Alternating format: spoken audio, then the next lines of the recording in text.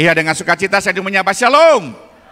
Ya, bahagia sekali pagi hari ini untuk kali pertama saya ada di sini oleh karena kemurahan Tuhan. Saya bersyukur dan berterima kasih kepada Tuhan Yesus, Kepala Gereja, yang boleh menghantar saya dari kota Bontang, Kalimantan Timur. Ya, saya tinggal melayani di kota Bontang, Kalimantan Timur, kota yang dikenal suka ngebon sama ngutang. Jadi saya ada di sana untuk mengembalakan, dan puji Tuhan saya juga dipercaya Tuhan sebagai seorang dosen.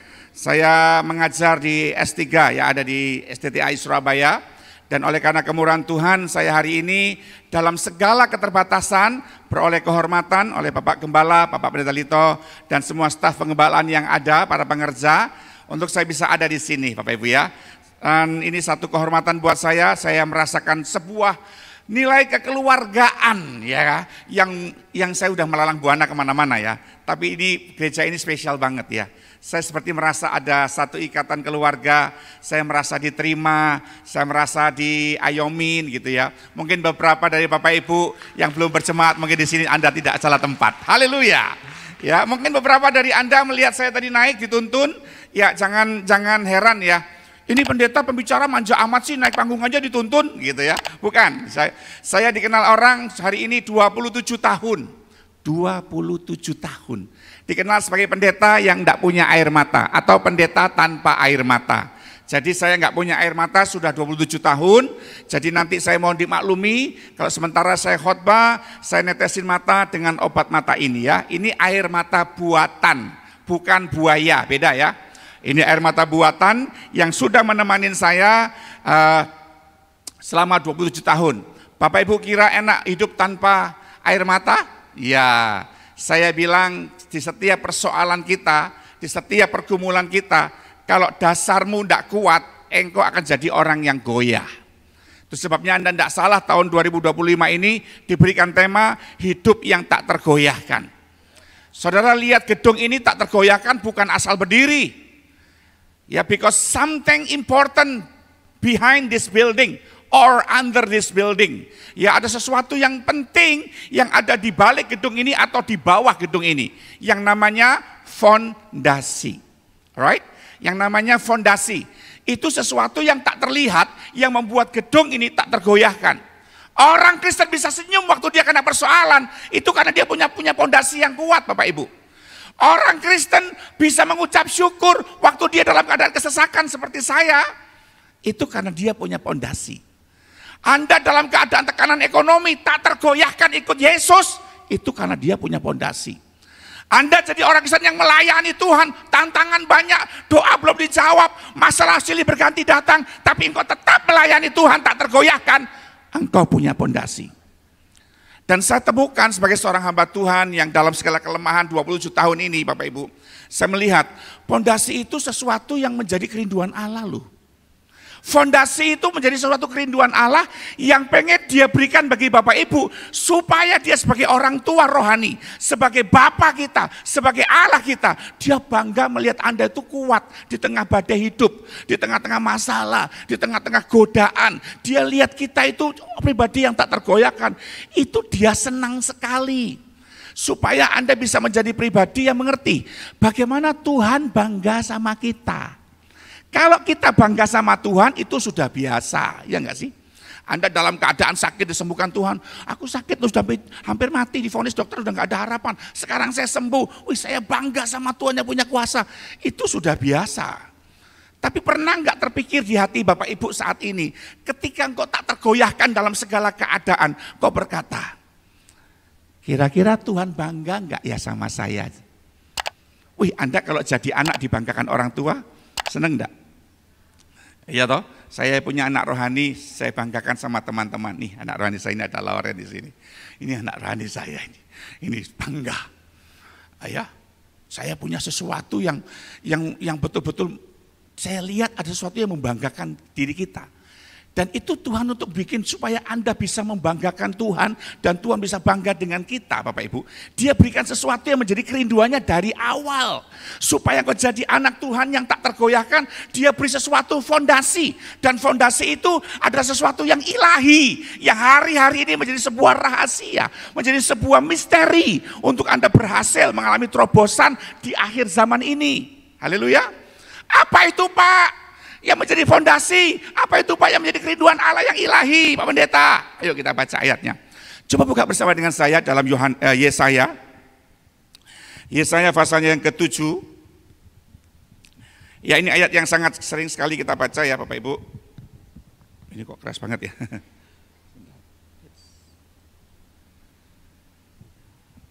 Yesaya pasal yang ke-7, nanti aja deh. Oke, kita akan baca di ayat yang ke-14.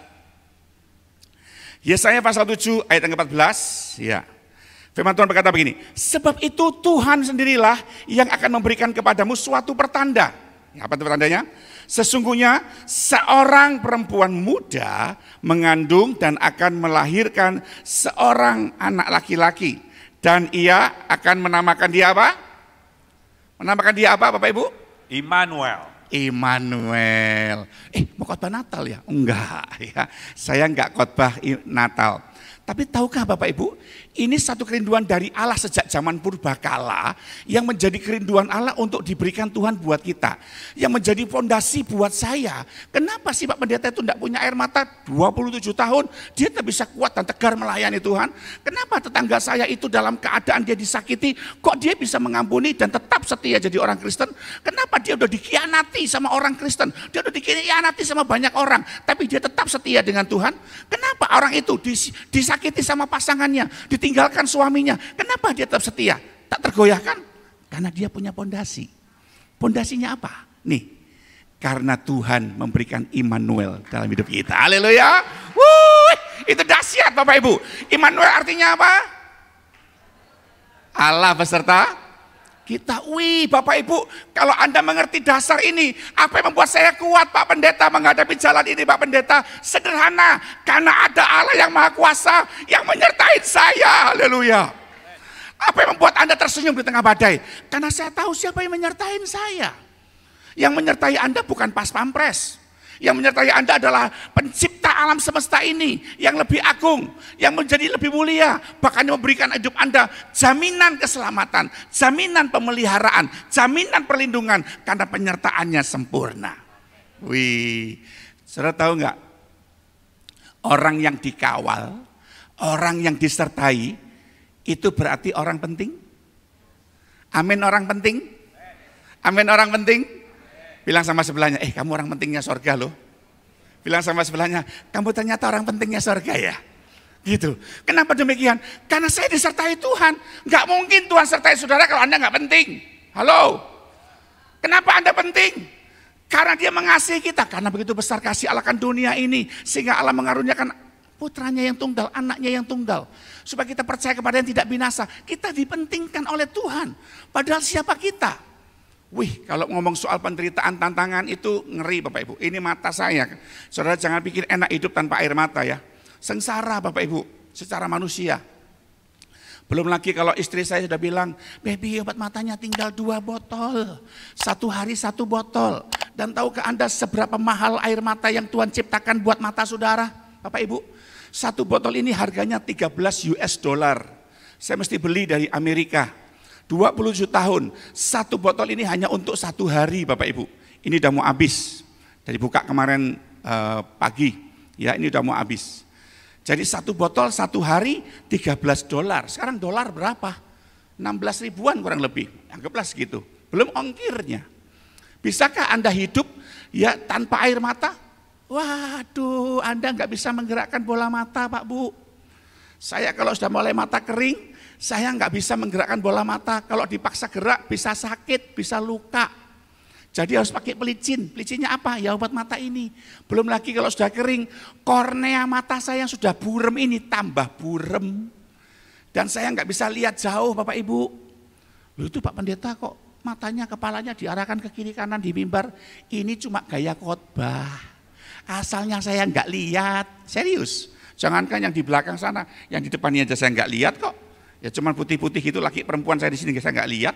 Jadi yang di belakang sana kalau Anda ngantuk tidur aman. Saya nggak kelihatan dari sini. Aman. Ya. Anda bisa bayangkan bagaimana saya melayani Tuhan penuh dengan tantangan seperti ini. Dan pergumulan itu membuat saya tetap tegar di dalam Tuhan, tak tergoyahkan melayani Tuhan. Karena saya tahu siapa yang menyertai saya. Haleluya. Ketika obat mata habis, kemustahilan di depan saya tahu Tuhan melihara saya. Sekalipun nabrak kaca, jatuh dari tangga, lagi khotbah di Kelapa Gading, saya pernah lagi khotbah jatuh, kaki saya terpelecok Bapak Ibu, sampai tidak bisa jalan. Ya, lagi besuk jemaat, di depan rumah jemaat saya nyebrang jalan, ditabrak sepeda motor, sampai saya terpental Bapak Ibu. Tidak bisa gerak dua kaki saya karena pinggangnya sakit. Memar luka-luka, dibawa ke UGD di Samarinda, di Bontang, mau diobatin, dokternya nggak berani ngobatin karena saya pernah kena penyakit Stephen Johnson Syndrome stadium 4 dan alergi obat-obat painkiller, paracetamol dan lain-lain. Akhirnya saya disuruh pulang. Bahkan hal-hal yang mengerikan, jatuh dari tangga pesawat pernah, jatuh dari tangga kereta api pernah, di stasiun Tawang Semarang pernah. Dan itu membuat saya tak tergoyahkan. Karena sungguh manis ikut Yesus. Haleluya. Luar biasa. Itu baru yang menyakitkan ya. Baru yang sifatnya bahaya. Belum lagi yang sifatnya memalukan. Dengan mata seperti ini. Ada. Ya, saya namanya salah panggil orang itu sering. Mbak saya panggil Mas. Anda senang Mbak dipanggil Mas? ya. Belum lagi salah panggil orang. Salah sangka orang, belum lagi tidak lihat, belum lagi numpahkan gelas di meja atau piring di meja. Saya nggak bisa lihat benda yang warnanya sama di tempat yang sama warnanya. Saya nggak kelihatan. Nasi putih ditaruh di piring putih, nggak kelihatan. Kalau nggak saya siram kuah atau kecap supaya beda warnanya, baru saya lihat. Dan hal itu seperti seringkali membuat kadang-kadang malu ya lagi makan sama orang gitu, tiba-tiba tumpah atau apa kan nggak enak. Belum lagi yang lebih memalukan lagi, saya sering kali di tempat-tempat yang baru salah masuk toilet wanita. Gara-gara orangnya terlalu kreatif, logo wanitanya terlalu kreatif, enggak kelihatan roknya kurang mekar, terlalu nutup. Saya kira gambar laki-laki, saya masuk saudara, diteriak ibu-ibu di dalam. Belum lagi yang lebih memalukan, pernah 2 kali dan semoga itu yang terakhir. Saya pernah salah gandeng istri orang saudara. Malunya minta ampun saya dengan mata seperti ini. Dan itu satu pergumulan saya. Kalau ditanya Pak Pendeta yakin matanya sembuh? Yakin. Kapan? Enggak tahu. Yang pasti Tuhan sertain saya. Saya mengalami kemenangan. Haleluya. Jadi saya waktu dapatkan tema ini, rahasia penyertaan Allah, saya belum tahu kalau tema di gereja ini adalah tak tergoyahkan.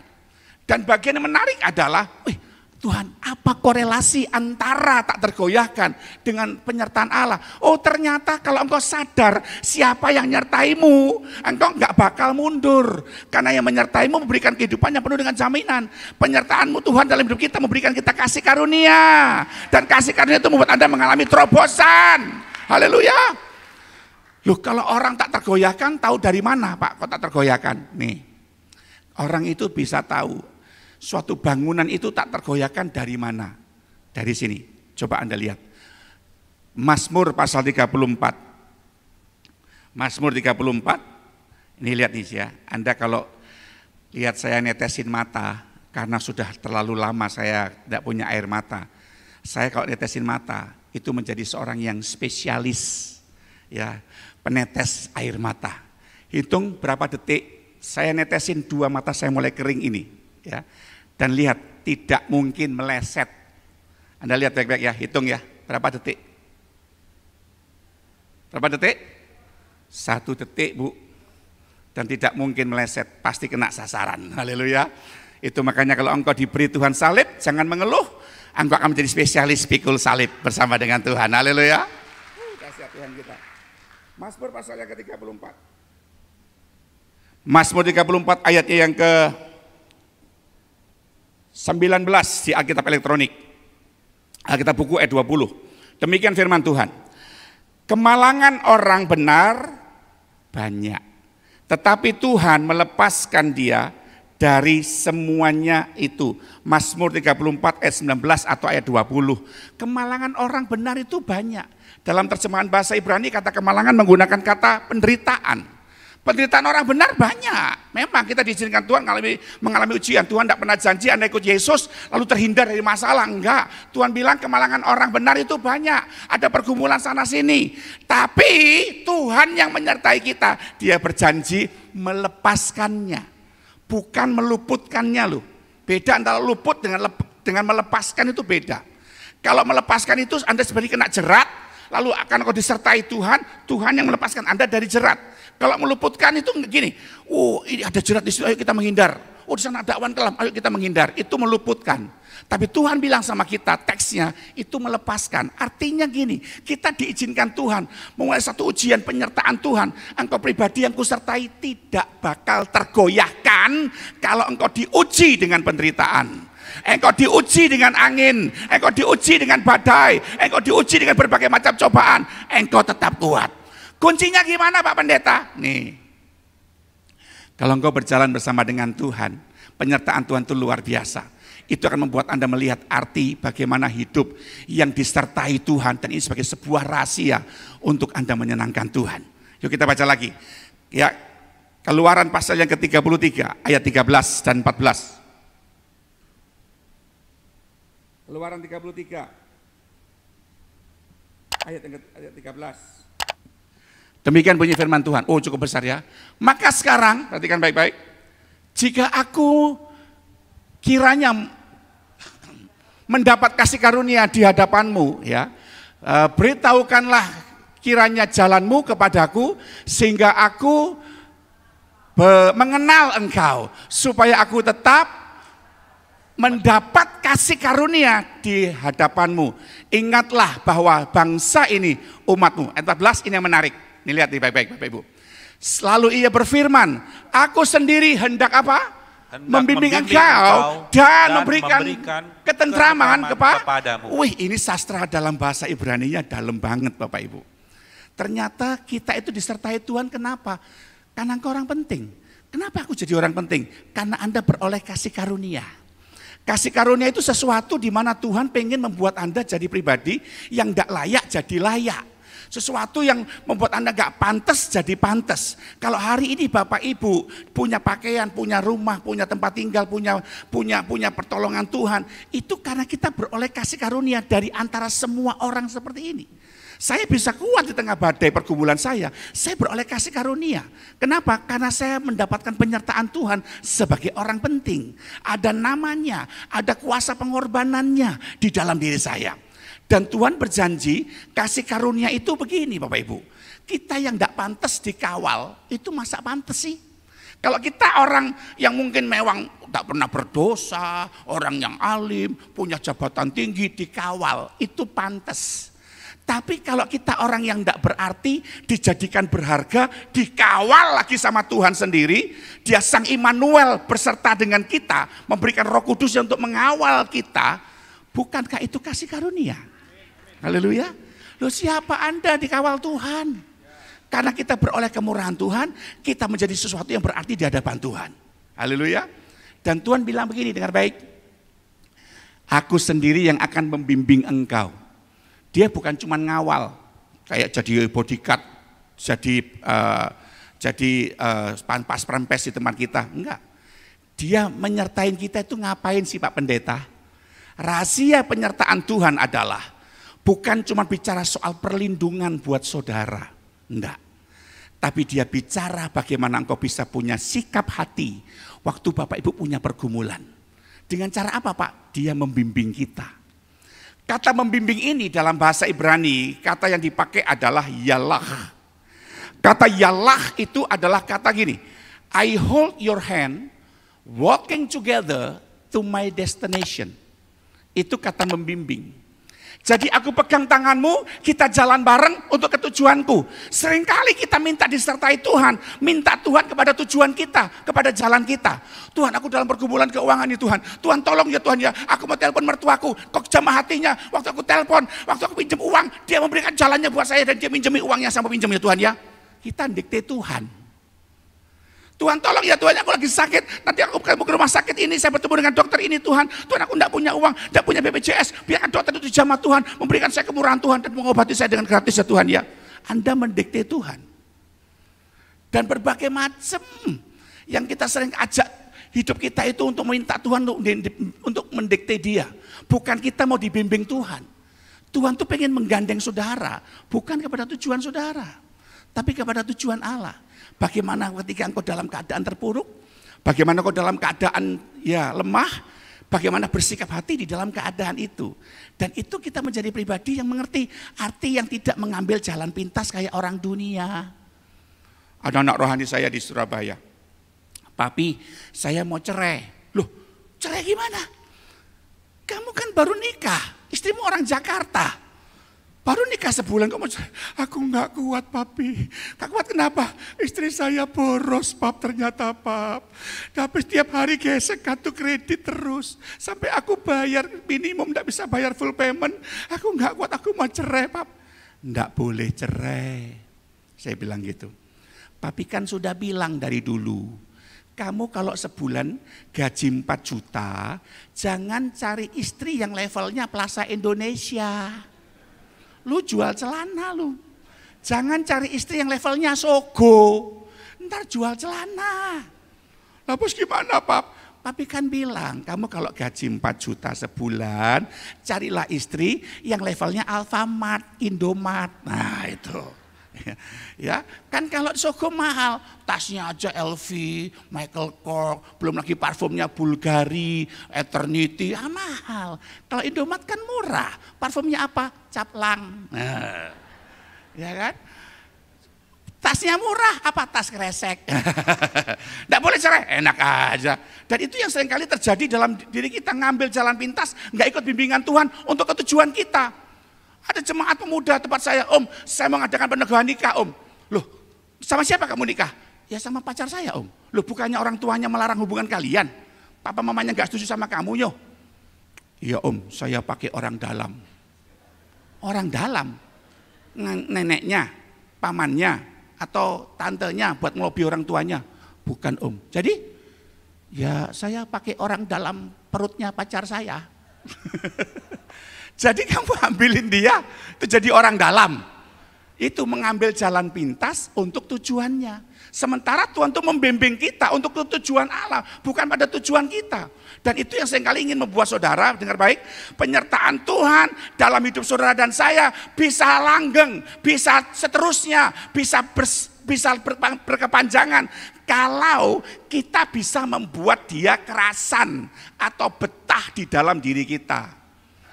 Caranya gimana, Pak? Nih, lihat nih. Coba buka. Keluaran pasal yang ke-29. Keluaran 29. Iya.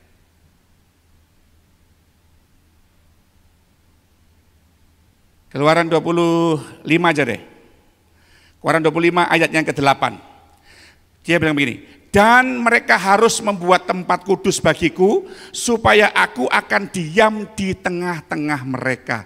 Bapak, Ibu, ternyata kalau Anda mau membuat Tuhan kerasan, hidup kita harus ikut koridornya Tuhan, bikin dia kerasan, bikin dia betah. Dengan cara apa? Jadi tempat yang kudus. Amin. Gereja yang tidak mengajarkan kekudusan, itu gereja nyembah setan. Itu sebabnya Tuhan ngajarin buat kita untuk buat dia kerasan. Gimana caranya kerasan, Pak? Saya tahu dari mana? Tuhan bilang tempat kudus itu membuat Tuhan diam. Kata diam dalam bahasa Ibrani kata yang dipakai adalah sakan. Sakan itu artinya to settle down atau betah atau kerasan. Jadi waktu kita mau disertai Tuhan, dia nggak mungkin menyertai orang yang membuat pelanggaran. Yesaya 59 ayat 2 yang membuat kamu terpisah dari Tuhan, itu adalah kejahatanmu, itu adalah dosamu, itu adalah pemberontakanmu. Simpen dosa minta disertai Tuhan, ya mana bisa. Akibatnya Anda menjadi pribadi yang terjerumus lebih dalam. Saya pernah ngalami, Pak Bu. Ini mata saya seperti ini, dalam keadaan tidak punya air mata, saya merenungkan, Tuhan kenapa 27 tahun kau belum sembuhkan saya. Saya dalam keadaan mata seperti ini, saya berusaha untuk membuat Tuhan betah tinggal di dalam diri saya. Dengan cara apa? Belajar hidup dalam kekudusan yang Tuhan anugerahkan. Tidak ngeluh, tidak ngomel, tidak bersungut-sungut, ya. Belajar melakukan apa yang dia mau. Karena saya digandeng dia kepada tujuannya. Lewat mata ini bukan berarti saya nggak bisa sampai tujuan Allah. Lewat pergumulan mata, lewat pergumulan percobaan saudara yang alami, tidak membuat Anda terhalangi untuk sampai kepada tujuan Allah. Asal kau digandeng Tuhan, tidak ada masalah. Dan ketika kau digandeng Tuhan itu kan melewati 2 tempat kan Bapak Ibu. Tuhan bawa saya kemana nih Tuhan? Saya ikut nih Tuhan. Kan ada 2 tempat. Tempat apa Pak Pendeta? Mazmur 23 ayat 1-4. Ayat 1-3 enak. Dia bawa kita ke padang rumput yang hijau. Dia bawa kita ke air yang tenang. Makanya Daud bilang, Ia menuntun aku. Ia menyegarkan jiwaku. Ia membaringkan aku. Semuanya kata Ia. Orang ketiga tunggal. Begitu masuk ayat keempat, digandeng Tuhan tidak menjamin Anda tidak lewat lembah kekelaman. Jadi kalau ada orang kena masalah jangan dihakimi ya. Itu punya dosa itu, makanya dia kena penyakit itu. Itu punya kutuk itu, makanya dia kena masalah itu. Oh itu dia punya masalah, punya salah, makanya dia kena problema seperti itu. Jangan dihakimi. Kenapa? Karena dia sedang dibawa Tuhan menikmati perjalanan digandeng Tuhan dengan cara apa? Melintasi lembah kekelaman. Lembah kekelaman itu bukan hasil akhir ya Bapak Ibu ya. Lembah kekelaman itu adalah tempat di mana kita cuma melintasi, melewati. Ujian apa? Percaya kita sama Tuhan. Saya pernah ngalamin dibawa Tuhan melewati lembah kekelaman, saya lari dari Tuhan. Ya, tahun 93 saya lulus sekolah pendeta, saya masuk Kalimantan Timur. Di desa Mangkupalas saya melayani sebagai seorang koster atau full timer ya. Kerja saya bukan cuma khotbah, mimpin pujian, tapi juga nyapu, ngepel, cuci piring ya. Cuci piring mending kalau cuma piring. Itu tiap pagi dan sore panjang Saudara di atas parit yang ada papannya dari sini sampai sana tuh. Piring, gelas, sendok, garpu, panci, dandang, kompor dan keturunannya ada semua. Saya nyuci setiap pagi dan sore melayani Tuhan. Pas satu kali saya berjumpa dengan seorang gadis di Samarinda. Saya jatuh hati dengan dia. Singkat cerita, ya dia memberikan sinyal cinta saya diterima. Cuman yaitu, saya trauma Bapak Ibu. Ya, trauma diputus pacar. Kenapa? Karena selalu beda keyakinan. Bukan beda agama, bukan. Saya yakin saya ganteng, mereka enggak yakin. Makanya saya diputus Saudara. Ya, ketika jangan sampai itu terjadi lagi, saya bilang Tuhan, saya cuma seorang full timer, seorang koster, PK saya 40.000 sebulan, paling tinggi 80.000. Uang segitu mana cukup buat pelihara anak orang Tuhan, yang bener aja. Beli lipstiknya aja nggak cukup, masa mau saya ganti pakai spidol snowman warna merah? Kan nggak mungkin Tuhan. Ada sini tante-tante, mama-mama, ya, yang punya anak gadis nikah sama ya calon menantu yang coba bisa kasih spidol warna merah, merek snowman, ada? Enggak ada mau kan? Saya juga begitu, enggak mau saya Tuhan. Akhirnya saya jual pelayanan. Saya tinggalkan pelayanan saya, kontrak 2 tahun selesai. Tahun 95 saya cari kerjaan di Samarinda. Akhirnya saya diterima jadi operator radio di sebuah perusahaan. Dan dalam waktu 5 bulan saya mengadakan terobosan IT di perusahaan itu lewat general ledger ataupun juga lewat pembukuan perkayuan. Sampai akhirnya saya diangkat jadi manajer Bapak Ibu. Bayangin, alumni sekolah Alkitab jadi manajer perusahaan kayu. Asisten saya sarjana kehutanan Bapak Ibu. Kenapa? Saya bukan orang yang suka diem. Otak saya itu jualan terus Saudara. Mikirkan bagaimana bisa maju. Dan menarik sekali ketika saya jadi manajer itu, Bapak Ibu saya berkata, aku hebat Tuhan. Ya, multimedia bisa tolong tayangkan PowerPoint-nya. Nih ada Bapak lihat dulu ya. Ini saya tinggal di rumah kayu ini selama 2 tahun sebelum saya kerja kayu. Itu rumah kamar saya di pojok sana itu. Jendelanya dari kayu semua, saya tinggal di sini. Next lagi, ketika saya punya gaji cukup, saya bisa ngumpulkan uang buat menikah. Anda lihat mata masih normal. Ini saya umur 24 tahun Bapak Ibu.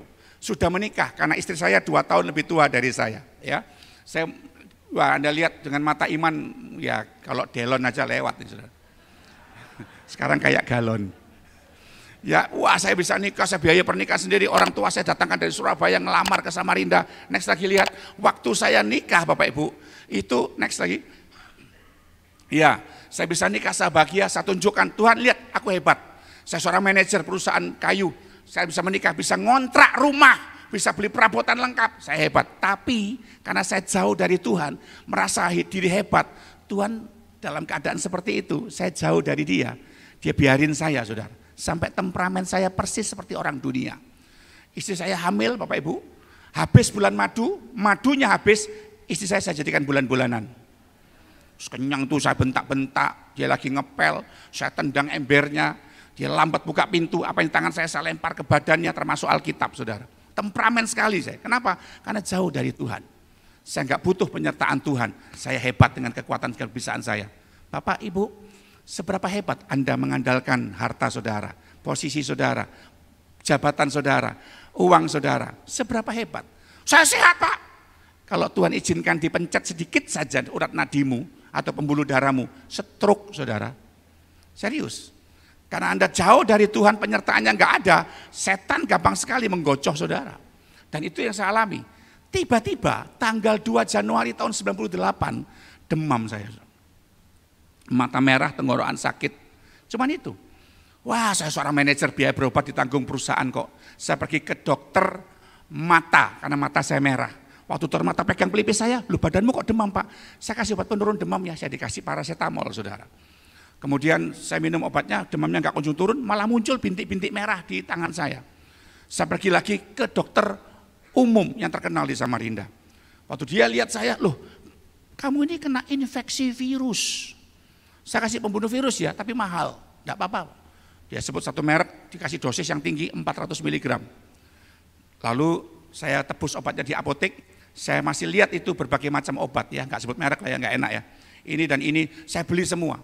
Ya, kemudian ada itu penyelegangan tenggorokan, obat batuk, saya beli semua. Di meja saya penuh obat-obatan. Obat dokter mata yang paracetamol tadi saya minum, obat dokter umum dia juga ada kasih pamol. Pamol itu juga mengandung paracetamol. Saya nggak bilang kalau kemarin dikasih paracetamol. Saya beli, saya minum saudara. Belum lagi obat bebas yang juga mengandung paracetamol. Belum lagi antivirusnya, saya campur sendiri, saya minum. Dalam waktu 4 kali minum karena saya pengen cepat sembuh. Yang tadi bintik-bintik merah di tangan saya, itu tiba-tiba melepuh saudara. Suhu badan makin tinggi. Sampai mencapai angka 43 derajat. Diukur pakai termometer suhu itu mentok saudara. Harus pakai yang digital. Dalam keadaan seperti itu badan saya demam, tiba-tiba hangus. Sekujur badan saya sampai ke muka saya. Next, fotonya jadi seperti ini. Nah, ini dia saudara. Ya, jadi hangus seperti ini. Dalam keadaan seperti itu saya udah dalam. Ya, saya kalau lihat ini jadi shock sendiri saya. Bibir, rongga mulut, kerongkongan, semuanya melepuh sama lidah-lidahnya. Itu kulit semuanya melepuh. Dari dada, leher, tengkuk sampai ke telapak kaki. Dan dalam keadaan hitungan jam saudara. Istri saya pulang kerja, lihat saya gosong, dia kaget, tambah hangus. Ya, next lagi lihat. Next lagi fotonya, stay di sini terus. Ya, next lagi. Ya, tambah hangus Bapak Ibu. Dalam keadaan situ dibawa ke rumah sakit di Samarinda, itu lengket semua dengan spray. Next lagi. Kalau saya tidur miring seperti ini, ya ini tambah lama tambah hangus. Next lagi. Ya, itu harus pelan-pelan menggerakkan wajah ke tengah kalau saya miring seperti ini. Kenapa? Kulit pipinya bisa lengket di spray Pak Bu. Cuil semua, perihnya minta ampun. Next lagi. Dalam keadaan saya sekarat seperti ini, dikasih salep pipi saya itu Bapak Ibu. Saya diberangkatkan pergi ke Surabaya. Di Surabaya nggak ada bisa nganter, istri saya baru selesai melahirkan 2 bulan, bayi 2 bulan itu nggak boleh naik pesawat waktu itu. Ya, akhirnya saya dianterin sama gembala sidang saya, saksi sejarah untuk perjalanan hidup saya. Belum lagi dalam keadaan mata buta Bapak Ibu, nggak bisa lihat. Mata saya dibuka, hitam-hitamnya nggak ada, putih semua, buta. Dalam keadaan itu lumpuh, nggak bisa jalan. Pakai kursi roda dibawa naik pesawat Bapak Ibu. Waktu mau naik pesawat karena nggak ada garba rata, itu nggak ada yang kuat gendong. Dia bilang sama siapa yang bisa gendong angkat. Ada porter yang sok kuat, aku kuat, aku kuat. Ini saya dalam keadaan buta ya, mulut udah nyonyor ini, gosong semua. Dia nggak dikasih tahu kalau tubuh saya bagian punggung sini itu melepuh. Jadi waktu diangkat dari kursi roda begini Bapak Ibu, tangannya ini kena punggung saya, kulitnya sobek dari bawah sampai ke atas. Saya teriak, waduh, itu kayak kulit itu dicabik gitu Bapak Ibu, sakitnya minta ampun saudara. Karena gesek antara jaket saya dengan dagingnya, itu perihnya minta ampun. Dia kaget dengar saya teriak, dilepaskan saya. Ini kan melepuh semua air, pecah semua saudara. Dan itu baunya minta ampun, kata gembala saya yang nganterin. Setengah mati saya naik pesawat Bapak Ibu dalam keadaan seperti itu. Sampai di Surabaya, next lagi. Ini rumah sakit sejarah, next lagi. Ya. Nah ini rumah sakit Adi Husada Kapasari Surabaya menjadi saksi sejarah buat peristiwa itu. Next lagi. Kemudian ada seorang dokter yang juga seorang pendeta. Next. Ya dokter ini. Ya next. Dokter ini melihat punggung saya seperti ini ketika dia bilang, loh kok baru dibawa ke sini udah seperti ini. Coba buka bajunya saya periksa. Baju saya waktu dibuka tuh lengket semua. Ini punggung yang tadi sobek di bandara saudara. Itu putih-putih itu kulitnya yang keluar, merah-merah itu darah yang nyumber keluar dari punggung saya. Dan itu membuat saya kesakitan sekali, dipanggilkan dokter spesialis kulit, ya, tamatan Jerman. Dia bilang, aduh aku selama jadi dokter kulit, baru kali ini aku nemui pasien sakit kulit seperti ini. Dan ini Stephen Johnson syndrome, enggak bisa dipakai antibiotik. Jadi Anda bisa bayangkan saya dalam keadaan sakit seperti itu, ya diobati pakai obat luar tanpa antibiotik. Ya dikasih Dariantul untuk luka bakar itu, dikasih salep, diperban, besok belum kering, dikupas, diganti lagi. Anda bisa bayangkan kulit kelihatan dagingnya diperban, besok dikupas saudara. Itu perihnya kayak apa saudara? Tiap hari saya teriak-teriak. Lambung, usus, liver, ginjal rusak. Spermatozoa kelenjar saya rusak Bapak Ibu. Mata saya rusak. Dokter mata bilang saya akan buta selamanya. Kemudian dokter internis lambungnya sudah nggak bisa berfungsi dengan baik. Liver, usus, ginjal rusak. Jadi yang mana istrinya suruh datang. Istri saya susah payah bawa bayi saya umur 2 bulan pergi dari Samarinda ke Surabaya. Dia akhirnya dapat izin bawa bayi saya. Dia lihat saya kondisinya lebih hangus daripada waktu saya tinggalkan dia. Dan dokter bilang umurnya suamimu ini kalau secara medis paling bertahan 3 minggu. Sakit apa dok suami saya? Itu Stephen Johnson syndrome stadium 4 penyakit autoimun. Dan belum ada obatnya sampai sekarang. Makanya kamu saya panggil ke sini buat nemani suami. Kalau toh ada sewaktu-waktu ada apa-apa dengan dia. Istri saya nangis, dia tetap tenang. Lalu dia pegang saya, dia bilang ini, baby kamu tuh ada apa sama Tuhan? Kok sampai seperti ini? Baru saya bilang saudara, aku pertama berdosa sama kamu. Saya jahat sama kamu. Tapi kamu tidak pernah jahatin saya, tidak pernah ninggalin saya. Bahkan saya yang kedua yang paling parah, saya melanggar nasar saya. Nasar apa Beb? Saya waktu di sekolah Alkitab Tawamangu bernasar, Tuhan kalau saya sekolah gratis dengan caramu yang ajaib bukan dari biaya orang tua. Aku tahu kau meneguhkan panggilanku untuk jadi hamba Tuhan. Itu makanya aku bernasar, seumur hidupku akan full time melayani Tuhan. Lah nasar itu yang saya langgar. Bapak-bapak, siapa di antara saudara yang pernah bernasar sama Tuhan? Jangan ditunda-tunda ya, cepat bayar. Jangan sampai sesuatu yang lebih parah terjadi buat saudara. Bayar nasar itu. Karena kau sudah mengucapkan nasar itu sama Tuhan. Kalau yang wanita nggak masalah, bisa dibatalkan sama suaminya. Tapi kalau laki-laki, nasar laki-laki itu dijunjung tinggi Bapak Ibu. Di hadapan Tuhan. Kau punya nasar kok nggak bilang-bilang. Ayo bertobat, aku siap jadi istri pendeta. Ayo kita berdoa. Saya diajak bertobat saudara. Istri saya dalam keadaan merawat saya. Di rumah sakit itu ada yang punya minimarket. Masih muda, ganteng, naksir berat sama istri saya saudara. Suaminya paling mau mati biar kamu nikah sama saya. Istri saya nggak mau, dia tetap jaga saya. Dia tetap setia dengan saya. Dan pada waktu seperti itulah akhirnya bukan tambah baik, tambah parah. 20 kuku saya copot satu-satu Bapak Ibu. Tangan ini menggelembung, isinya air sama nanah, digunting sama suster saudara. Untuk ngeluarin cairan di telapak tangan saya dan telapak kaki saya. Dari puting keluar darah, telinga keluar darah, hidung ini melepuh semua keluar darah Bapak Ibu. Dari sudut mata keluar darah. Batok kepala saya memborok, busuk semua di kepala saya sini saudara. Sudah minta ampun, belum sekali baik. Saya bilang Tuhan ampunin saya Tuhan, jangan tahan kebaikanmu buat saya. Ampunin saya Tuhan, terimalah tubuhku yang busuk ini untuk melayani Engkau Tuhan. Saya betul-betul mengetuk pintu hati Tuhan. Saya akan tinggalkan pekerjaan saya, akan full time melayani Engkau Tuhan. Tolong Tuhan, dalam keadaan buta Pak Bu. Waktu tahu saya buta pertama kali itu ngamuk saya sama Tuhan Bapak Ibu, serius. Saya marah besar sama Tuhan. Tuhan, kalau saya nggak mau jadi pendeta itu kan hak saya toh. Banyak kok teman saya, si A, si B, si C, itu sekolah Alkitab, sekarang kerja boleh. Kenapa kok saya nggak boleh? Mungkin Tuhan di surga bilang, iyalah mereka nggak nasar keles, lu yang nasar. Iya Tuhan, ampun Tuhan. Saya dikejar nasar saudara. Sampai akhirnya saya menyerahkan diri sama Tuhan. Dalam keadaan seperti itu dokter bilang gini, suamimu ini kalau sembuh perawatan kulitnya lama. Perawatan matanya mungkin kalau sembuh juga lama karena sudah parah korneanya, mungkin buta. Dan yang paling parah lagi, kamu udah nggak bisa punya anak yang kedua karena sel spermatozoamu sudah rusak. Tidak apa-apa dok, yang penting suami saya sembuh kata istri saya. Kami terus berdoa. Tanggal di mana seharusnya saya mati Bapak Ibu. Tiba-tiba saya waktu dirawat, next lagi fotonya. Anda lihat foto ini, wah ini keren nih Bapak Ibu ya. Ya bisa. Ya, ini saya duduk waktu dirawat pagi dari Antul, ya ini waktu dirawat punggung saya. Next lagi terus. Ini waktu dikasih salep, next lagi terus. Ya, ini waktu diperban sekujur badan saya, besok pagi dikupasin, teriak-teriak saudara ya. Next lagi. Itu kalau duduk seperti ini disuruh berdiri, ya itu spraynya ya lengket semua, kulit dan darah dispray, ya seperti ini. Bayangkan ini punggung saya kayak gini saudara ya. Udah nggak bisa jadi ruang isolasi, terkapar, semua orang besok lihat pasti mati, kasihan suaminya jadi janda.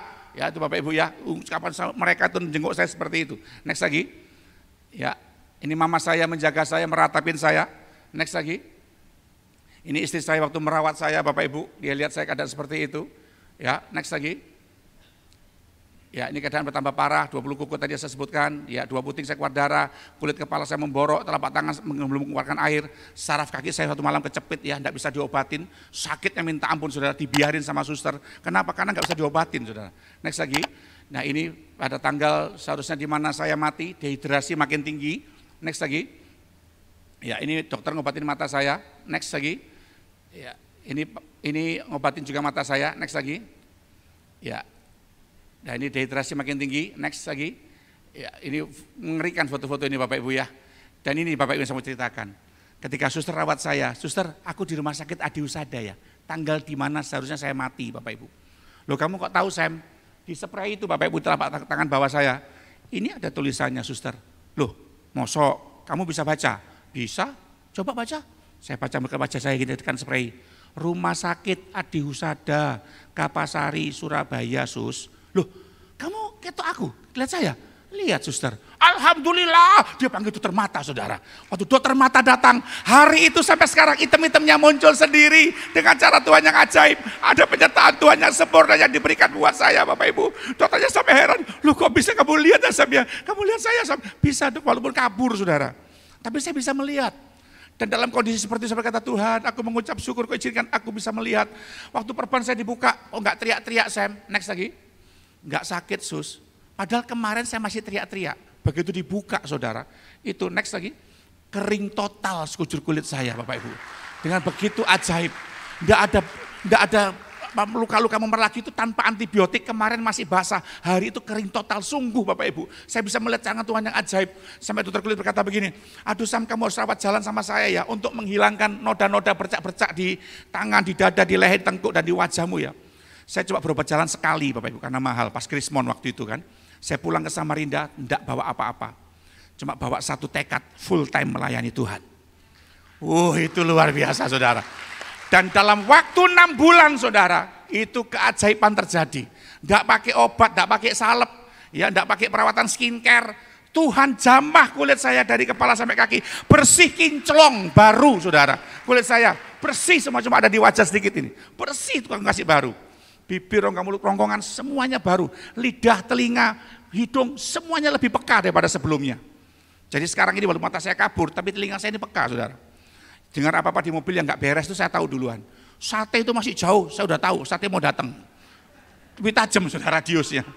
Lidah mana yang basi, saya tahu duluan saudara. Karena sensitif, peka banget. Kulit baru bayangin coba saudara. Dan itu terjadi, dan dalam keadaan seperti itu diperiksa oleh dokter internis, lambung, usus, liver, ginjal, di ronsen, loh kok normal, semuanya baik, makan tidak ada pantangan saudara, haleluya, sembuh total semua. Dan 2 tahun kemudian istri saya hamil, dan saya bingung, loh kok bisa hamil, periksa ke dokter urologi, Bapak berobat di mana? Tidak berobat apa-apa, ini sel spermatozoa Bapak normal ini. Dan anak saya lahir sempurna saudara. Wah dahsyat. Waktu saya lihat kulitnya nggak gosong, dia nggak alergi kulit ya. Bulan depan dia akan melahirkan cucu saya pertama dari anak saya yang kedua itu saudara. Lalu saya angkat anak itu di depan bidan yang menolong istri saya melahirkan. Tuhan, ku beri nama anak ini Elsya, dari kata El Shaddai, Allah yang maha kuasa, yang menyertai saudara dan saya, yang sanggup buat mujizat, yang buat terobosan dalam hidup ini, haleluya. Makanya berjalan dibimbing Tuhan, buat dia kerasan, supaya apa? Mujizat terjadi Bapak Ibu. Anda minta disertai Tuhan, jinah jalan terus. Anda minta disertai Tuhan, bohong jalan terus. Anda minta disertai Tuhan, bisnis korupsi terus. Anda minta disertai Tuhan, ngaco sana, ngibul sini, provokasi sana, provokasi sini. Mana bisa? Tuhan tidak kerasan dengan orang model kayak gitu. Pertobatan, ya, itu membuat Anda mengalami terobosan. Bertobatlah sebab kerajaan sorga sudah dekat. Tuhan minta Anda bertobat supaya Tuhan bisa memerintah di hati saudara. Ketika dia memerintah saudara, maka itu berarti Tuhan menyertai kita. Dan itu yang Tuhan kerjakan buat kita. Dan itu membuat saudara mengalami terobosan. Kalau sudah disertai Tuhan dalam keadaan kelemahan gimana Pak? Kemalangan orang benar banyak, tapi Tuhan melepaskannya. Di balik langit kelam, ada pelangi yang indah yang Tuhan sediakan, amin. Semula saya protes dengan mata seperti ini Bapak Ibu. Tuhan, Engkau ini nyembuhkan saya kok alang-alang sih, kok nggak total sekaligus? Bagimu kan mudah, tinggal tiup dari sorga, Samuel sembuh, bisa. Tapi kenapa Tuhan tidak lakukan? Dia ingin membimbing saya ke jalannya, bukan ke jalan saya. Haleluya. Dia ingin membimbing Bapak Ibu ke jalannya, bukan ke jalan. Walaupun lewatin lembah kekelaman, tapi di balik itu ada kemenangan. Haleluya. Itu yang Tuhan ajarkan. Saya nggak nyangka dengan mata begini saya bisa ke bangsa-bangsa Bapak Ibu. Dengan mata begini saya dibawa Tuhan sekolah di Amerika. Diundang ke Amerika untuk pertama kali. Wah, itu pengalaman yang luar biasa. Dengan mata cacat begini, saya pergi sendiri. Tahun 2007 yang lalu. Saya pergi ke Indianapolis harusnya. Jadi saya naik pesawat, 2 jenis pesawat, Northwest waktu itu, transit di bandara Singapura ya Bapak Ibu ya. Jam 9 malam, pesawat yang ke Jepang itu jam 5 pagi. Sepanjang malam saya nggak tidur, orangnya matanya sehat aja udah parah matanya ya, apalagi yang kayak saya saudara. Mata saya udah mulai krodit, merah mata saya ini. Jadi saya nggak tidur di Terminal 1 transit di Singapura waktu itu Bapak Ibu ya. Dan saya ini kalau kemana-mana, zaman dulu belum ada HP, saya bawa teleskop untuk melihat jarak jauh. Jangan sampai saya nanti pas ngantri check-in, zaman dulu kan belum ada check-in online ya, check-in langsung di counter. Jangan sampai nanti panjang-panjang antri salah meja. Jadi saya bawa teleskop untuk ngelihat itu pesawat apa, jurusan apa, kan gitu. Di Singapura itu saya lagi pakai teleskop gini Bapak Ibu, lihat-lihat itu tiba-tiba ada suara keras bentak saudara. Hi sir, no camera this airport. Pikir siapa yang bawa kamera ini? Saya tengok-tengok, you come here. Orang security, orang hitam tinggi besar saudara. You come here. Me? Yes, you come here. Waduh, saya deketin dia tuh. No camera this airport, sir. Sorry, this is not a camera. This is a binocular. What for? To see something in far distance. Sore eyes? Dia bilang, sakit mata? Where is your assistant? Where do you go alone? Where do you want to go? Saya diberondong pertanyaan gitu, saudara. Gemeter juga, saudara. Di handphone saya Nokia yang lama itu ada layarnya yang berapa inch, 5 in, itu ada foto-foto saya yang gosong-gosong tadi itu. Tuhan kasih saya hikmat, cari yang paling gosong, tunjukkan sama dia. Cari. Waktu tak tunjukkan, would you like take a time with me please to see these pictures? What is that? Tak tunjukin. Waktu dia lihat fotonya gosong itu kaget dia, saudara. Mungkin ada yang lebih hitam dari aku ya. Who is that? Dia bilang gitu. Di situ, can I tell you a story please? Dalam keadaan seperti saya cerita saudara, seperti saya cerita itu saudara tadi dalam bahasa Inggris ya, bagaimana saya sakit, bagaimana saya hangus, bagaimana saya divonis mati, bagaimana saya menemui yang namanya jalan buntu, bagaimana saya beroleh belas kasihan Tuhan, lalu Tuhan menyembuhkan saya sebut namanya Tuhan Yesus Kristus, menjamah saya, berikan saya kekuatan, dan sekarang saya dikasih kesembuhan buat pergi ke Amerika, buat bersaksi di sana tentang kebaikan Tuhan itu. Saya lihat matanya kan sebelahan sama saya kan dekat. Kalau cuma setengah meter aja saya bisa lihat, saudara. Sambil saya scroll foto-fotonya dia nangis, saudara. Matanya berkaca-kaca. Saya bilang, now would you like to help me please? Lalu dia bilang begini, brother, before I help you, you have to help me first. What do you mean? Dia cerita, istrinya minta cerai tadi malam. Dia ribut sama anaknya yang berandalan minta uang. Ya, dan dia diancam cerai sama istrinya, makanya dia berangkat ke bandara tugas dengan hati yang panas dan emosi, hati nggak menentu. Begitu dia lihat begitu, saya beritakan Yesus yang memberikan damai sejahtera buat dia. Di tempat di mana dia bentak saya, di tempat itu dia terima Tuhan Yesus, saudara. Saya pegang kepalanya, saya doa dia, saya berdoa menyerahkan Yesus buat dia, saya berikan dia damai sejahtera dari Tuhan, berdoa buat dia. Dan setelah saya doakan dia berdiri, where is your itinerary? Mana tiketmu? You just stay here. 4 boarding pass saya, dia yang ambilin saudara. Saya disuruh nunggu. Jepang, Portland, Minneapolis, Indianapolis. Diambilkan semua dan dibawain hand carry saya digandeng saudara. Seperti Pak Henok gandeng saya tadi. Dibawa kemana? Ke ruang tunggu. Itu kan jauh, ruang check-in sama ruang tunggu, saudara. Digandeng sama dia, masuk ruang security kan, Singapura di security lagi kan barang-barangnya, dicek lagi. Saya udah penumpang terakhir tuh. Dia bilangin sama temannya, don't worry, this is my brother. Dalam hatiku, brother dari mana? Lu hitam gua ganteng begini. Don't worry, this is my brother. Oke, jalan saudara ya. Cuma formalitas saja. Saya dianterin masuk naik pesawat, Bapak Ibu, koper saya ditatain di atas dan saya dipeluk. Dia bilang gini, brother Sam, thank you. I never feel peace like this. Aku enggak pernah merasakan damai seperti sekarang ini. Haleluya. Waktu saya duduk di pesawat, saya bilang, Tuhan, terima kasih. Engkau hari ini membuat aku ngerti kenapa mataku belum sembuh. Ya sekalipun dalam keadaan mata belum sembuh, banyak hal yang tidak enak saya alami, tapi aku melihat yang enak. Difitnah orang, sudah. Sampai di Jakarta ini banyak orang tolak saya gara-gara fitnahan itu. Karena yang fitnah seorang pendeta besar, saudara. Katanya saya pura-pura sakit mata.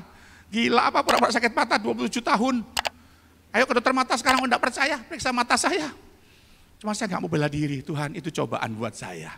Enggak ada masalah, Tuhan menyertain saya, memberikan kemenangan bagi kita atas hidup ini. Haleluya. Wih, itu luar biasa. Itu makanya sekarang saya berkata, Tuhan, walaupun maut di depanku, walaupun sewaktu-waktu maut di depanku, aku tidak akan mundur untuk melayani Tuhan. Tak tergoyahkan, haleluya. Multimedia tolong MP3-nya yang Walau Tanpa Air Mata. Lagu ini saya tulis tahun 2010 yang lalu, Bapak Ibu. Pak Santo pernah mendengarnya ya waktu saya khotbah di Tanjung Duren. Lagunya berjudul Walau Tanpa Air Mata. Lagu yang saya ciptakan sendiri, terinspirasi karena memang ini merupakan satu perjalanan iman dengan Tuhan. Hidup yang tak tergoyahkan, apapun tantangannya, kita tetap bersama dengan Tuhan yang menyertai kita, membuat kita mengalami kemenangan ya. Lagunya ini memang sedikit melo ya, tapi memang itulah jeritan hati saya sama Tuhan. Silakan multimedia.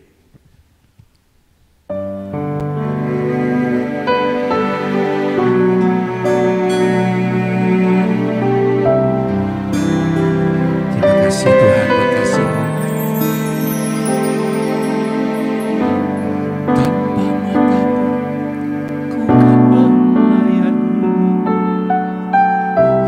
Tanpa mataku selalu mencintaimu.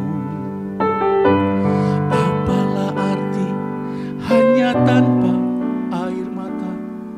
Semua yang ku punya untuk kemuliaan-Mu.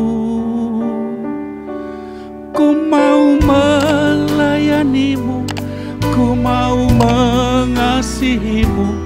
Ke ujung dunia Kau utus, ku siap melayani-Mu. Kau berjalan bersamaku, lewati maut di depanku. Tetap ku setia sampai akhir hidupku. Dan ini janjiku kepadamu Tuhan, tanpa mengeluh ku jalani hidupku. Dengan bersyukur ku terima kehendak-Mu. Sebab Kau bekerja di segala perkara untuk mendatangkan kebaikan bagiku. Ku mau melayani-Mu, ku mau mengasihi-Mu. Ke ujung dunia Kau utus, ku siap melayani-Mu. Kau berjalan bersamaku, lewati maut di depanku. Tetap ku setia sampai akhir hidupku. Ku mau melayani-Mu, ku mau mengasihi-Mu. Ke ujung dunia Kau utus, ku siap melayani-Mu. Kau berjalan bersamaku, lewati maut di depanku. Tetap ku setia sampai akhir hidupku. Sebab hanya padamu Tuhan, Allah yang kulayani dengan segenap kehidupanku, apapun juga keadaanku. Haleluya. Ku mau melayanimu, ku mau mengasihimu. Ke ujung dunia kau utus, ku siap melayanimu. Kau berjalan bersamaku, lewati maut di depanku. Tetap ku setia sampai akhir hidupku. Tetap ku setia sampai akhir hidupku. Tetaplah setia sampai akhir hidupmu. Haleluya. Kalau engkau bilang sama Tuhan, oh Tuhan, terima kasih, engkau baik. Pada waktu keadaanmu baik, orang dunia bisa bilang begitu. Tapi bisa enggak kau berkata sama Tuhan, Tuhan, aku bisa mengucap syukur karena pergumulanku saat ini adalah kebaikan Tuhan yang diizinkan dinyatakan, supaya aku melihat pertolongan Tuhan yang nyata. Haleluya. Penyertaan Tuhan sempurna bagi saudara, dan itu bagian yang Tuhan tunjukkan buat kita. Pada siang hari ini mari Bapak Ibu, saya berdoa supaya hari-hari ini engkau melihat penyertaan Tuhan. Jangan main-main sama orang yang disertai Tuhan. Karena apapun yang dibuatnya pasti berhasil. Bahkan apapun yang dipergumulannya pasti ditolong. Saya 27 tahun tidak pernah beli obat mata ini Bapak Ibu. Percaya nggak? 27 tahun saya nggak pernah beli obat mata ini. Tiap kali mau habis Tuhan kirim. Waktu COVID kemarin kargo ditutup Bapak Ibu, dari luar negeri nggak boleh masuk. Ada aja orang dari San Francisco bawa 60 botol buat saya kirim ke Bontang dari Solo saudara. Bahkan yang luar biasa lagi, ada seorang ibu kesaksian, Pak, saya bawa obat mata 90 botol Pak. Tapi saya takut waktu di bea cukai, di scanner itu diperiksa Pak. Saya takut kena bayar pajak. Lalu ibu ngapain? Saya doa Pak. Doanya gimana Bu? Waktu di scanner itu Pak, saya doa, Tuhan butakan mata petugasnya Tuhan. Katanya. Dan lolos saudara. Dan itu ajaibnya Tuhan pelihara kita yang disertai Tuhan. Haleluya. Itu sebabnya mari hari ini kalau Anda punya pergumulan yang berat, hari ini jangan mengeluh. Tuhan angkat beban saya, jangan seolah-olah beban paling berat sedunia. Kau tak boleh tergoyahkan karena kau harus yakin Tuhan Allah menyertai kita. Itu yang dahsyat Bapak Ibu. Tuhan, aku nggak minta sakitku ini sembuh. Tuhan, aku nggak minta beban ini cepat-cepat engkau angkat dari pundakku. Tapi satu yang ku minta Tuhan, beri saya pundak yang kuat. Buat saya pikul beban saya, haleluya. Dan aku menjadi kuat karena engkau beserta dengan saya. Itu yang dahsyat. Siang hari ini saya rindu supaya Anda boleh berkata sama Tuhan, Tuhan, pertolongan Tuhan itu nyata, sempurna dalam hidup ini. Kemarin saya saksikan bagaimana botol kosong ini Bapak Ibu, sudah nggak ada isinya, bisa netes terus sampai obat mata yang baru datang baru berhenti. Bukti Tuhan menyertai kita, dia bisa buat terobosan bagi saudara.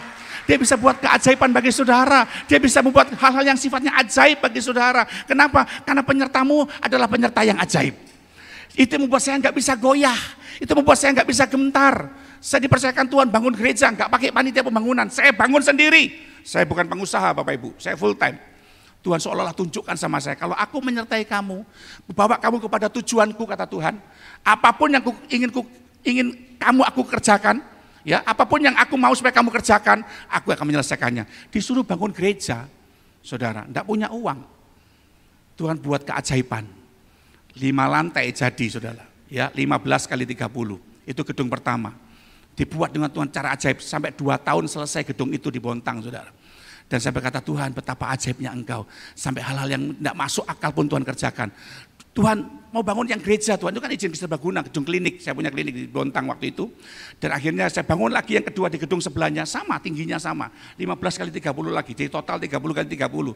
Modelnya nggak jauh beda seperti ini, ada tribun juga di atas gitu Bapak Ibu ya. Dan itu cara Tuhan yang ajaib mengerjakannya. Bukan pengusaha, bukan pendeta. Dan saya sampai hari ini jadi gembala sudah 22 tahun, saya nggak ngambil perpuluhan kas gereja, 1 sen pun saya nggak ambil saudara. Kenapa? Nggak ada yang bisa diambil. Namanya di desa, saya berkorban melayani, padahal saya bukan pengusaha. Dan itu membuat Tuhan menyatakan kuasanya. Tuhan kalau menyertai kita, keajaiban pasti terjadi. Tugas saya apa Pak Pendeta? Sederhana, buat Tuhan kerasan dalam hidupmu. Jangan buat Anda menjadi pribadi yang menyimpan dosa, menyimpan kotoran, menyimpan kedegilan hati. Itu yang bikin Roh Kudus gak kerasan nyertain kita. Biarkan dia kerasan, suka berfellowship, suka bersekutu, suka menikmati keagungan Tuhan, kemudian suka menjaga kudusan dan melakukan hidup yang berdampak, hidup yang berbuah. Itu bikin Roh Kudus kerasan. Dan dia akan membimbing saudara untuk sampai kepada tujuan Allah. Apa tujuan Allah dalam hidup saya Pak Pendeta? Simple. Dia mau supaya saudara dan saya di akhir zaman ini bisa jadi serupa seperti Kristus. Dengan penyertaannya, membuat tutur kata kita, perilaku kita, sikap kita serupa seperti Yesus. Dan saya berdoa supaya hari ini Bapak Ibu yang sedang mengalami pergumulan, sedang mengalami masalah, ada doa yang belum dijawab, mungkin kau saat ini sedang sakit, belajar untuk melihat, ada sepasang tangan yang tak terlihat, yang sedang menggandeng engkau. Dan disitulah kuasa, saya punya alasan untuk mengucap syukur, amin. Saya undang pemain musik untuk naik ke depan, bisa minta nada pianonya. Saya akan akhiri dengan sebuah cerita yang menarik Bapak Ibu. Sebuah kisah nyata yang mungkin mirip dengan saya. Ada seorang yang bernama Arthur Ashe, seorang petenis dunia yang terkenal. Dia adalah seorang pemenang kejuaraan tenis dunia, Wimbledon, American Terbuka, dan Australian Terbuka.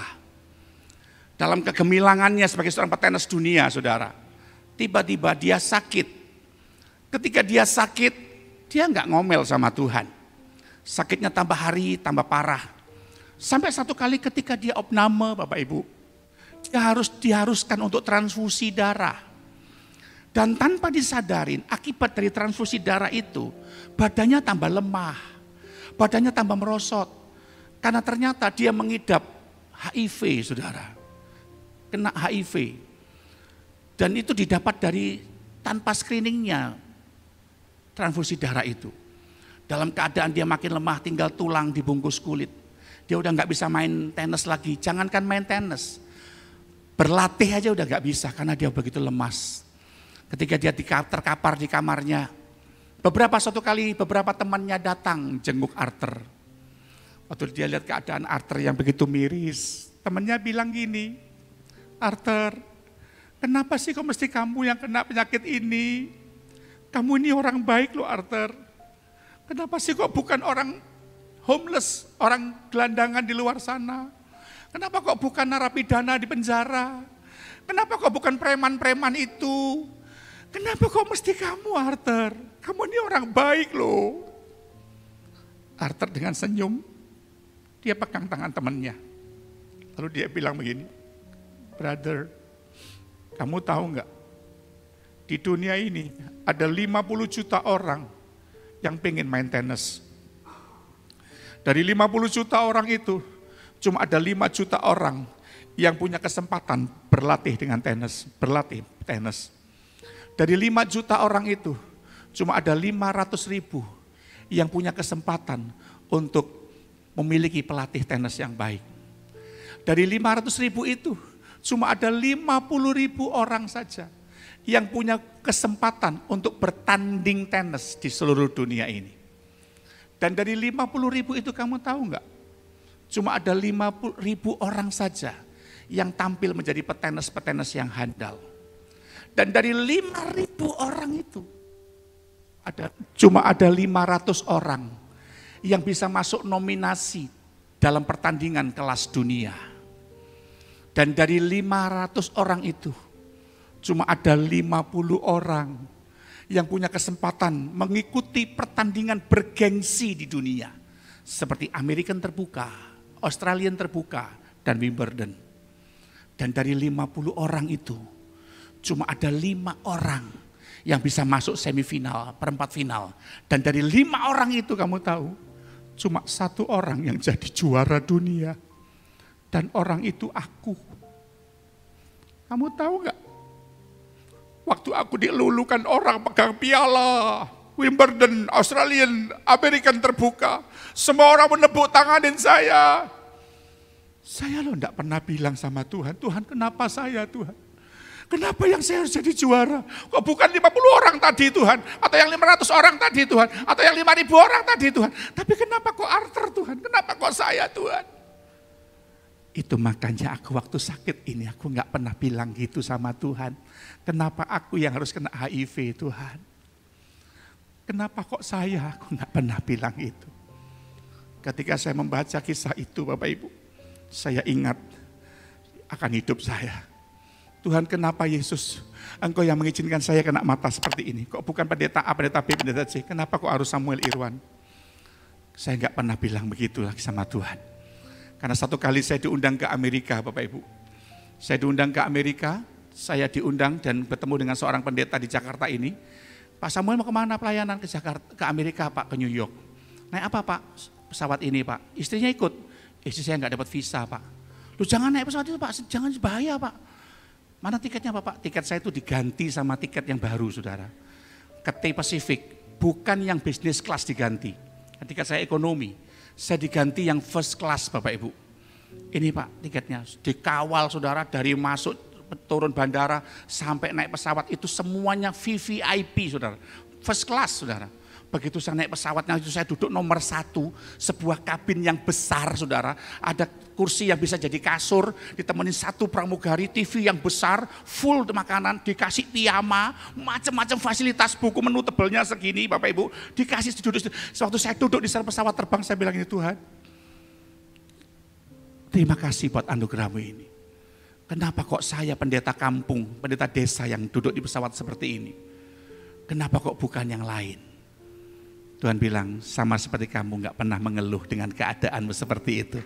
Demikianlah penyertaan-Mu atas hidup saudara. Haleluya. Karena kuasa Tuhan Yesus ada. Tuhan Yesus baik buat kita. Dia mati untuk membuka jalan penyertaan sempurna atas hidup saudara. Dan itulah anugerah Tuhan.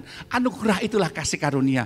Tuhan, hari ini aku beroleh kasih karunia di hadapan-Mu. Aku boleh penyertaan-Mu dalam hidupku Tuhan. Sehingga aku akan berjalan. Tak akan kusia-siakan penyertaan-Mu. Ini yang membuat aku gak goyah waktu aku kena masalah Tuhan. Ini yang membuat aku gak murtad. Ini yang membuat aku gak bunuh diri waktu saya kena percobaan Tuhan. Karena saya adalah pribadi yang tak tergoyahkan. Jemaat C3 Jakarta. Haleluya. Dan itu sungguh luar biasa. Karena Tuhan Yesus menyertai saudara. Haleluya. Penyertaan-Mu Tuhan. Bisa lagi itu? Coba. Sama-sama kita berdiri di hadapan Tuhan. Amin firman Tuhan. Penyertaan. Iya Tuhan. Biar lagu ini mengingatkan kita akan penyertaan Tuhan. Segalanya bagiku, oh Jesus, hadir-Mu di hidupku, oh Tuhan, terutama bagiku, penyertaan-Mu. Biar penyertaan Tuhan yang turun atas hidup kita. Segalanya bagiku. Hadir-Mu Tuhan di hidup kami. Hadir-Mu di hidupku. Terutama bagiku. Mari angkat tangan, katakan anugerah-Mu. Anugerah-Mu,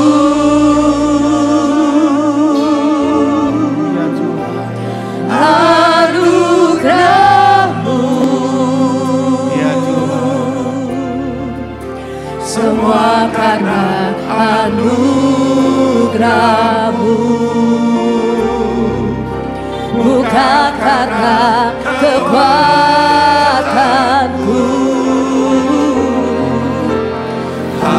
Anugerah-Mu, inilah kami Tuhan hari ini Bapa. Anugerah-Mu Tuhan, kasih dan sayang-Mu, sumber kekuatan bagiku. Mari sama-sama katakan penyertaan-Mu Tuhan. Buka hatimu sama Tuhan, katakan hari ini. Penyertaan-Mu Tuhan, segalanya bagiku. Hadir-Mu di hidupku, terutama bagiku. Penyertaan-Mu Tuhan, penyertaan. Kami perlu penyertaan Tuhan yang membuat